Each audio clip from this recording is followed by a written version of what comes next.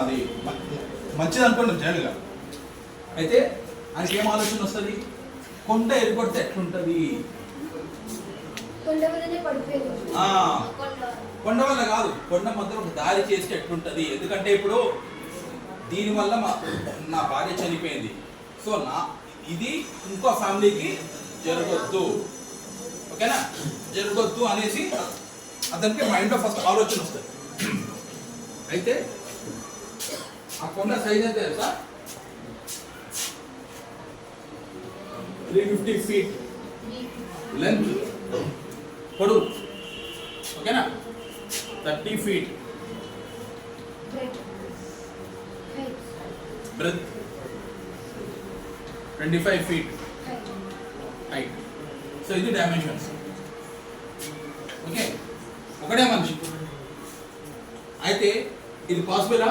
మామూలుగా ఇంపాసిబుల్ ఇది, అంతే కదా. ఎందుకంటే ఒకటే మనిషి ఏది హ్యామర్ సుత్తి పెట్టి ఇరుగొట్టాలంటే పాసిబిలిటీ ఇది, కానీ పాసిబుల్ జరిగింది, సాధించింది ఆయన, సాధించాలంటే.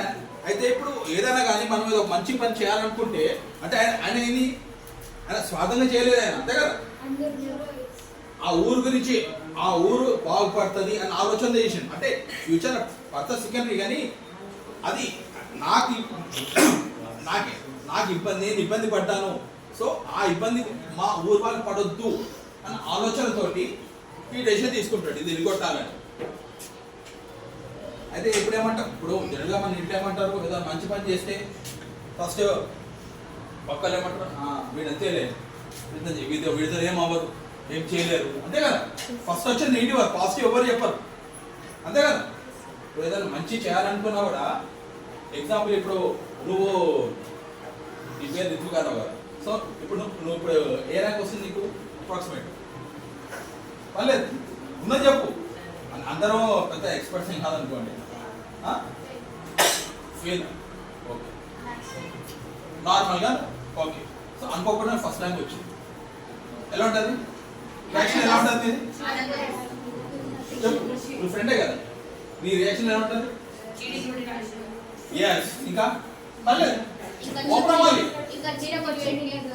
ఓకే, ఇంకా ఎవరైనా కూడా నువ్వు కష్టపడి ఎగ్జామ్ రాసి ఫస్ట్ వచ్చిన అంటారా, ఎందుకన్నారు?